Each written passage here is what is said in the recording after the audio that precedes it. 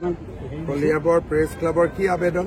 কলিয়াবৰ নগাঁও জিলাত ডিএফঅ কাৰ্যালয়ত এটা হ'ব লাগে কাজিৰঙা মল্লিকাৰ্জুন খাৰ্গে পুত্ৰ প্ৰিয়ংক খাৰ্গে পুনৰ টুইট কৰিছে আৰু অসমৰ ইক'চিষ্টেম যি ছেমি কণ্ডাক্টৰ ছাপৰ্টিভ নহয় বুলি কৈছে, লগতে 15,000 ইউথে তাত ট্ৰেইনিং ল'বলৈ গৈছে বুলি কৈছে। কোনো 15,000 যুৱক তাত ট্ৰেইনিং ল'ব যোৱা নাই। এইটো মল্লিকাৰ্জুন খাৰ্গে ল'ৰা প্ৰিয়ংক খাৰ্গে এটা অপপ্ৰচাৰ চলাইছে। তেওঁৰ দেউতাক মল্লিকাৰ্জুন খাৰ্গে ভূপেন হাজৰিকাক ভাৰত ৰত্ন দিওঁতেও অত্যাধিক লজ্জাজনক মন্তব্য প্ৰদান কৰিছিল। এই গোটেই খাৰ্গে পৰিবাৰজনে অসম বিৰোধী। বাপেকে ভূপেন হাজৰিকাক অপমান কৰিছে, পুতেকে অসমৰ যুৱ শক্তিক অপমান কৰিছে। মই ভাবো যে কংগ্ৰেছ দলে ইয়াৰ বিপক্ষে মাত মাতিব লাগে আৰু কংগ্ৰেছ দলে তেওঁক বুজাব লাগে অসমৰ সংস্কৃতি কি, অসমৰ যুৱ শক্তিৰ ক্ষমতা কিমান, তাৰ বিষয়ে নিশ্চয় তেওঁক বুজোৱাৰ দায়িত্ব, তেওঁক সকলো ইতিহাস বুজোৱাৰ দায়িত্ব কংগ্ৰেছ দলে ল'ব লাগে। আৰু প্ৰিয়ংক খাৰ্গেৰ ওপৰত মোৰ মন্তব্য যোৱাকালি মই দিছোঁ। মই আৰু কি ৰাজনীতি কৰিম, তেওঁৰ লগত আৰু যুঁজ বাগৰ কৰি থকাটোতো মোৰ কাম নহয়। মই যি ক'ব লাগে মই কৈ দিছোঁ। মোৰ মতেদি বহুতখিনিয়ে পাইছে, দুই এজনে ক'ৰবাত পোৱা নাই, নামকেইটা দি দিব। চান্দা সংস্কৃতিৰ বিৰুদ্ধে চৰকাৰে ব্যৱস্থা লৈছে, বীৰ লাচিত সেনাৰ বিৰুদ্ধে কঠোৰ হৈছে, আন দল সংগঠন যিসমূহে চান্দা লৈছে তেওঁলোকৰ বিৰুদ্ধে ব্যৱস্থা। বৰ্তমান অসমত শদিয়াৰ পৰা ধুবুৰীলৈ পইচা উঠোৱা পাৰ্টি বীৰ লাচিত সেনাই আছে। গতিকে তেওঁলোকৰ বিৰুদ্ধে আমি কঠোৰ ব্যৱস্থা লৈছোঁ আৰু কঠোৰ ব্যৱস্থা ল'ম। বাকী ঠাই বিশেষে যিসমূহ ঘটনা আছে তাকো মই কালি এছপিক কৈছোঁ যাতে তাৰ বিষয়ে নজৰ ৰাখে।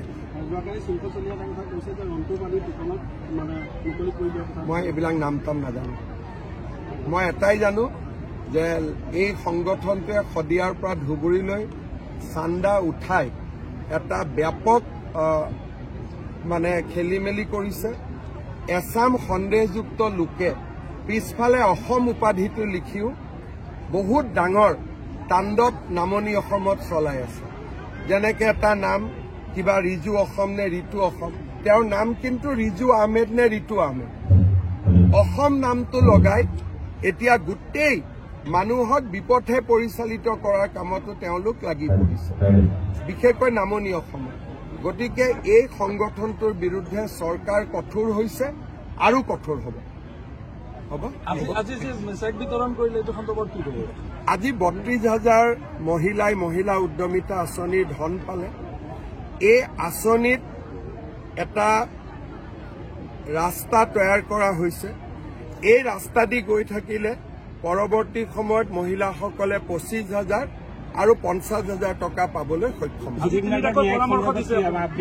SITয়ে সোনকালে চাৰ্জশ্বিট দিব। আমি ইতিমধ্যে মোক SITয়ে জনোৱা মতে তেওঁলোকে তদন্তৰ প্ৰক্ৰিয়া প্ৰায় সম্পূৰ্ণ কৰিছে। এইটো কেশৱ মহন্ত ডাঙৰীয়ে জানিব, মোৰতো ইমান মইতো নাজানো। প্ৰতিবাদটোতো কৰা ভাল, কিন্তু লোকেল মন্ত্ৰী আছে, তেওঁৰ লগত কথা পাতিব।